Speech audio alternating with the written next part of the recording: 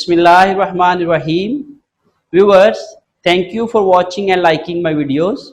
आज हम लोग मैनेजमेंट अकाउंटिंग क्या होती है इसके ऊपर बात करेंगे और मैनेजमेंट अकाउंटिंग के फंक्शंस को डिस्कस करने की कोशिश करेंगे। मैनेजमेंट अकाउंटिंग के कॉन्सेप्ट को समझने के लिए और उसके फंक्शंस को डिटेल में समझने के लिए आप मेरी वीडियो आखिर तक देखें और लाइक करना ना भूलें। कॉस्ट एंड मैनेजमेंट अकाउंटिंग के ऊपर मजीद कॉन्सेप्चुअल वीडियोस के लिए आप मेरे चैनल को सब्सक्राइब करें और बेल आइकन पर दबाएं ताकि आपको नोटिफिकेशंस मिलते रहें। आए डिस्कशन स्टार्ट करते हैं। Main concern of the management of any company और any organisation is basically the maximisation of wealth. किसी भी ऑर्गेनाइजेशन का ऑब्जेक्टिव जो होता है वो अपनी वेल्थ को मैक्सिमाइज करना होता है, अपने एसेट्स को, अपने रिसोर्सेज को मैक्सिमाइज करना होता है। And this objective is achieved through these two steps. ये हम दो तरीकों से हासिल कर सकते हैं, या तो हम अपनी कॉस्ट को मिनिमाइज कर लें, या फिर हम अपने प्रॉफिट को मैक्सिमाइज कर लें, या हम अपने रेवेन्यूज को मैक्सिमाइज कर लें। प्रॉफिट मैक्सिमाइज कैसे हो सकता है? हम अपनी कॉस्ट कम से कम रखें या अपने रेवेन्यूज को प्राइस ज्यादा चार्ज करके हम ज्यादा से ज्यादा रेवेन्यू कमाने की कोशिश करें। तो इन दो तरीकों से हम अपनी वेल्थ को इंक्रीज कर सकते हैं।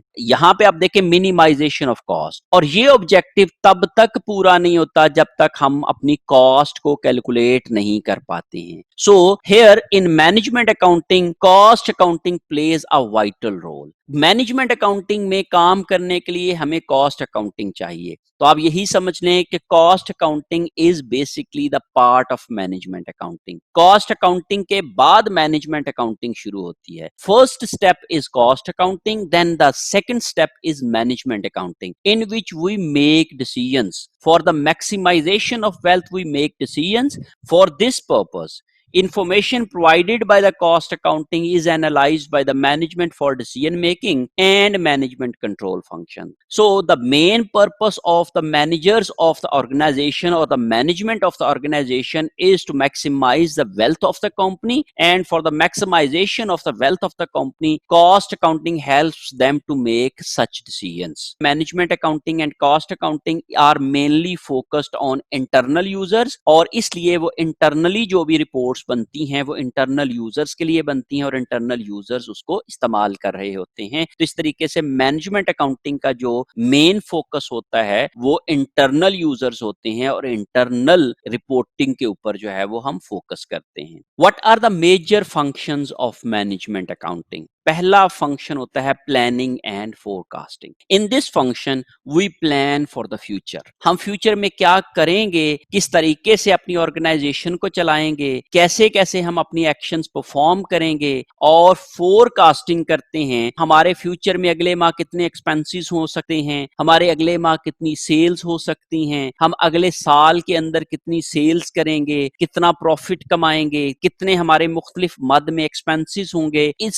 सारी चीजों के ऊपर फोकस करने के लिए हम लोग मैनेजमेंट अकाउंटिंग का यूज करते हैं। As I have already explained that management accounting focus on future. Future को हम फोकस करते हैं कि हम लोग फ्यूचर में देख सकें कि अगर हमारे पास कोई प्रॉब्लम्स हैं तो हम उनको फ्यूचर के लिए रिजॉल्व कर सकें। So management accounting main focus is on planning and forecasting for the future. Planning and forecasting के लिए जो हम मैनेजमेंट अकाउंटिंग का टूल इस्तेमाल करते हैं that is called budgeting tool, और इसके लिए हम लोग बजटिंग इस्तेमाल करते हैं। सो प्लानिंग एंड फोरकास्टिंग के लिए जो अल्टरनेटिवली टर्म यूज कर सकते हैं दैट इज कॉल्ड बजटिंग, और ये वाली जो बजटिंग की टेक्निक्स हैं ये हम अपने आइंदा आने वाले courses management accounting planning and control के अंदर जो है या परफॉर्मेंस एवेल्युएशन के अंदर सीख रहे होंगे। Second purpose of management accounting is controlling. Controlling mean to keep the things within the limits. हम कॉस्ट को, अपने एक्सपेंसेस को अपने विद इन द लिमिट रखें। इस फंक्शन को हम कहते हैं controlling function. So control means to keep the expenses, to keep the utilization of resources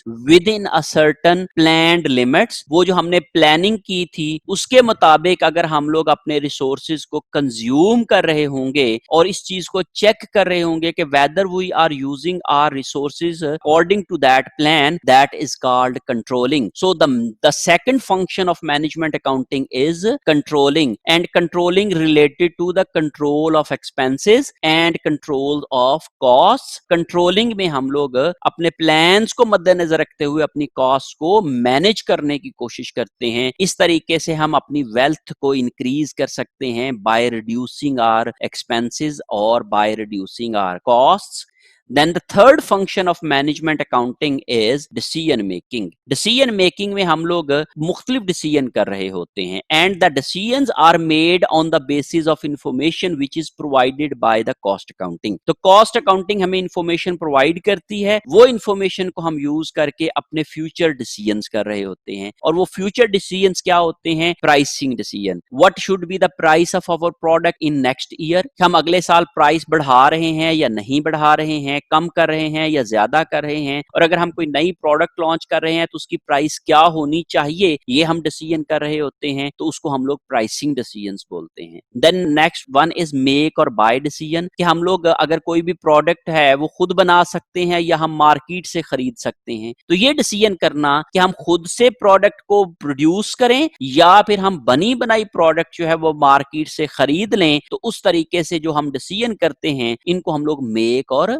by decision कहते हैं। Shut down or continued operation, for example हम ये कहते हैं जी कि हमारा डिपार्टमेंट है वो हमारा लॉस में चल रहा है, तो क्या हमें वो बंद कर देना चाहिए या उसको कंटिन्यू रखना चाहिए। तो इस तरह के जो डिसीजंस होते हैं उसको shut down or continued operations के डिसीजंस बोलते हैं। ये भी हम लोग कॉस्ट अकाउंटिंग की प्रोवाइडेड इंफॉर्मेशन की बेसिस के ऊपर कर रहे होते हैं। Then equipment replacement decisions, mean हमारी कुछ मशीन थी, इक्विपमेंट था, वो पुराना हो गया था, वो आउटडेटेड हो गया था, क्या हमें उसे बदल देना चाहिए या नहीं बदलना चाहिए। या जैसे हम लोग ये कहें कि हमने ऑर्गेनाइजेशन के अंदर कंप्यूटर इस्तेमाल करते हैं, आप अपनी डेली लाइफ के अंदर कोई भी लैपटॉप इस्तेमाल करते हैं, तो एक नया वर्जन आ जाता है लैपटॉप का, तो आप लोगों ने डिसीजन करना है कि क्या आपको नया लैपटॉप खरीदना चाहिए कि नहीं खरीदना चाहिए। और अगर आपने पुराना को रिप्लेस करना है तो ये डिसीजन करने के लिए जो आपको रेलेवेंट इंफॉर्मेशन होती है that is provided by the cost accounting, और कॉस्ट इंफॉर्मेशन की बेसिस के ऊपर आप ये डिसीजंस कर रहे होते हैं।